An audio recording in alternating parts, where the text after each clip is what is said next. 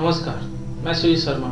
आज बात करूंगा एक ऐसी महिला के बारे में जिसने एक वाइफ ही नहीं, एक औरत होकर भी बहुत कुछ अपनी ज़िंदगी में अचीव किया और आखिर में देश और इंटरनेशनली अपना एक व्यक्तित्व बनाया है। औरत को कमज़ोर समझने वाले तो बहुत मिलेंगे, पर खुद की औरत को, खुद की वाइफ को कमज़ोर समझना और ज़रूरत पड़ने पर उसका हाथ छोड़ देना, ऐसे भी लोग बहुत मिलेंगे। और ऐसे ही एक औरत की कहानी आज सुनेंगे, हम लोग जानेंगे कि उनके साथ क्या क्या हुआ और किस तरह से एक औरत इतनी तकलीफ़ों के बाद भी ज़िंदगी में बहुत कुछ कर गई और लोग उसका नाम आज बहुत गौरव के साथ लेते हैं और हम लोग बहुत ही प्राउड फील करते हैं। आइए जानते हैं उस एक्सीडेंट में हस्बैंड जंप करके गाड़ी से बाहर तो निकल गया, लेकिन वो औरत गाड़ी से नहीं निकल सकी। उसको पता ही नहीं चला कब एक्सीडेंट हुआ है, कब उसका हस्बैंड जंप कर गया। गाड़ी कब एक्सीडेंट हुआ, गाड़ी बहुत पलटी मार चुकी थी और जब उसको निकाला गया कुछ देर के बाद देखा गया कि उसके 2 अल्ना और रेडियस बोन्स की इंजरी थे। ह्यूमेरस बाजू के टुकड़े हो गए थे। उसके रिब्स के बहुत सारे रिब्स के अंदर टूटे फूटे हड्डियाँ नज़र आए और उसको सांस लेने में तकलीफ हो रहा था। उसको सीपीआर देकर ऑलमोस्ट डाइंग सिचुएशन से बाहर निकाला गया। उस वक्त जब हॉस्पिटल के बेड पर पड़ी थी, अज्ञान अवस्था से जब थोड़े से सुनने समझने लगी, जब बाहर आई एक अज्ञान अवस्था से वापस आई तो डॉक्टर ने कहा कि आपके स्पाइनल कॉर्ड में भी इंजरी हुआ है और आप कभी भी ज़िंदगी में चलने फिरने के काबिल नहीं बन सकेंगे। इतना तक ही बहुत नहीं था कि कुछ दिन बाद उनको फिर एक टेस्ट के बारे में पता चला जो डॉक्टरों ने किया था और उनको बताया गया कि आप ज़िंदगी में भी कभी भी माँ नहीं बन पाएंगे। मतलब किसी भी संतान को आप खुद से जन्म नहीं दे सकेंगी और आप उसके काबिल नहीं हैं। शरीर का चोट एक अलग होता है एक औरत के लिए, पर एक संतान को जन्म देना एक बहुत बड़ा सपना होता है। जैसे औरत का शादी और सही हस्बैंड का एक सपना होता है। इतना ही बहुत नहीं था उसके लिए, अभी तो चोटें और भी बाकी थी और ज़िंदगी में उसको बहुत कुछ सुनना समझना था। अभी तो उसकी सबसे बड़ी ताकत जो उसके आसपास थे वो भी जुदा होना था। उसके माँ बाप के बातों पे और ध्यान देकर कि हाँ उन लोगों को तकलीफियाँ होंगी, इन सब के तकलीफ़ों के बावजूद उसने ज़िंदगी को नहीं हारना चाहा, सुसाइड नहीं की, हालांकि सोची थी, पर वहाँ से निकल आई।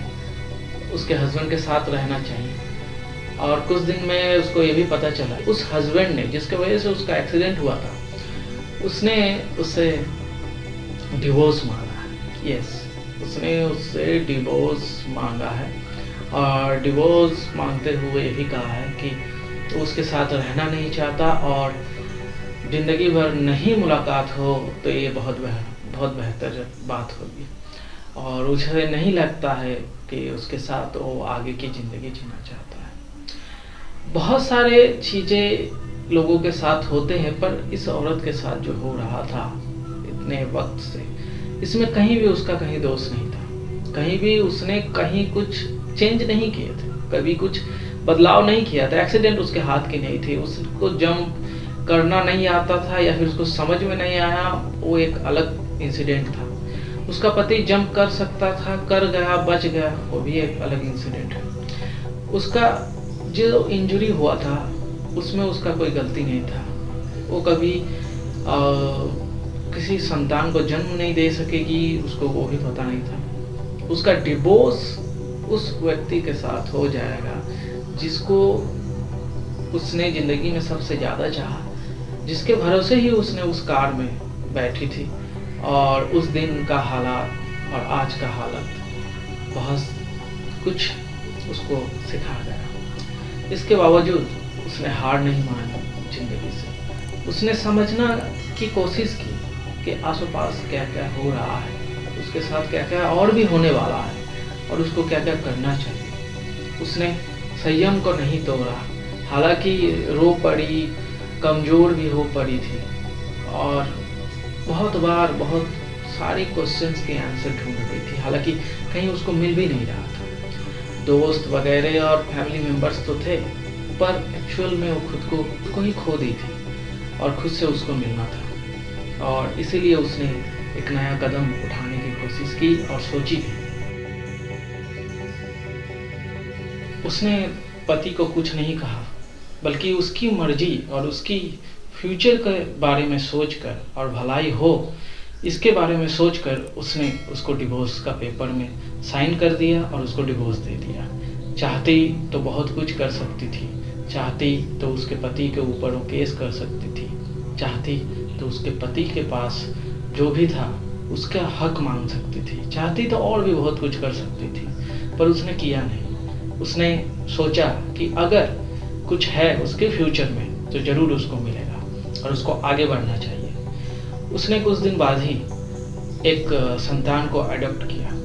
उसको लगा कि अगर उसको जीना है और अगर उसने ये मान लिया है और डॉक्टरों ने कह लिया है कि वो कभी भी संतान को जन्म नहीं दे सकती है, तो क्यों ना वो अडॉप्ट करे। और संतान को छूते ही उसको एहसास हुआ कि उसको ज़िंदगी में और भी बहुत कुछ करना है, खुद के लिए और उसके संतान के लिए और बहुतों के लिए, क्योंकि उसको आगे बढ़कर ही दिखाना है। और इसलिए उसने पेंटिंग करना स्टार्ट किया। पेंटिंग करना बहुत ही मुश्किल हो रहा था, क्योंकि वो तो व्हील चेयर में थी। व्हील चेयर में बैठकर पेंटिंग करना अपने आप में ही बहुत ही मुश्किल वाला काम था। उसके साथ उसने व्हील चेयर बैठ के ही उसने मॉडलिंग स्टार्ट किया। शायद दुनिया की पहली मॉडल थी जो व्हील चेयर से अपना करियर को स्टार्ट की थी। ये लेडी और कोई नहीं, पाकिस्तान में इसको आयरन लेडी कहा जाता है। उसके बाद उसने मोटिवेशनल स्पीकर के तौर पे मोटिवेशनल स्पीचेस देने की ठानी और अभी तक मोटिवेशनल स्पीकर के नाम में अपने देश में और दुनिया में बहुत विख्यात बनी है। उसके बाद सिंगिंग भी करना स्टार्ट की और बहुत सारे NGOs के साथ जुड़ी हैं और देश की भलाई के, समाज की भलाई के और औरतों की भलाई के लिए बहुत कुछ कर रही है। आज मोटिवेशनल स्पीकर होकर वो बहुत कुछ अचीव कर चुकी है ज़िंदगी में और अपनी ज़िंदगी को निखार कर आज इस हालात तक लाई है कि उसको किसी के ऊपर डिपेंडेंट नहीं होकर जीना पड़ रहा है। बल्कि उसने जो संतान को एडॉप्ट किया था वो संतान भी बहुत खुश है और उसको बहुत अच्छा तरह परवरिश करने में वो संयम है। क्या हुआ अगर संतान वो प्रसव नहीं कर सकी? क्या हुआ अगर वो अपने संतान को जन्म नहीं दे सकी?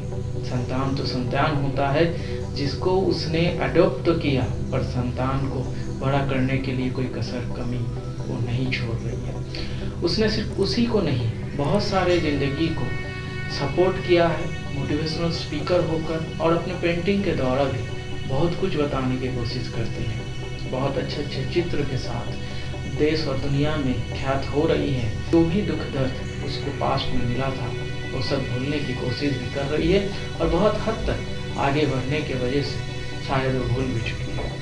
आयरन लेडी जिसको पाकिस्तान में कहा जाता है और उनका असल नाम है मुनीबा मजारी। तो बहुत सारे अवार्ड्स उसको मिले हैं और मिलते भी रहे हैं। इस स्टोरी में हम लोग बहुत कुछ सीख सकते हैं और देखें हैं कि मौत असल में मौत नहीं होता है। ऑलमोस्ट मरने वाली एक औरत ज़िंदगी में इतने आगे बढ़ चुकी है। इससे पहले उसने बहुत कुछ नहीं जाना था, खुद के टैलेंट को भी नहीं निखारा था।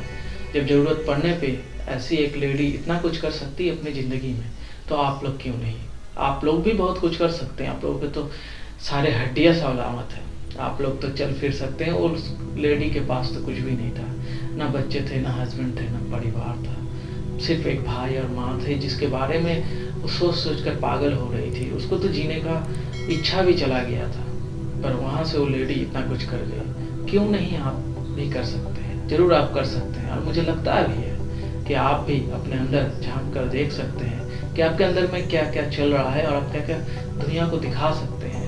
आपके पास भी टैलेंट है, आपके पास भी अभिज्ञता है, शायद वो किसी के पास नहीं, क्योंकि हर किताब हर एक ज़िंदगी को बताता है और आपकी ज़िंदगी कोई दूसरा नहीं जी सकता है। मतलब आप एक ऐसी किताब है जिसको किसी ने अभी तक नहीं पढ़ा है, शायद उसी को पढ़कर ज़िंदगी आपकी भी संवर जाए और लोगों की भी। आइए फिर मुलाकात होगी नए वीडियो के साथ। मैं सुनील शर्मा विदा लेता हूँ। नमस्कार।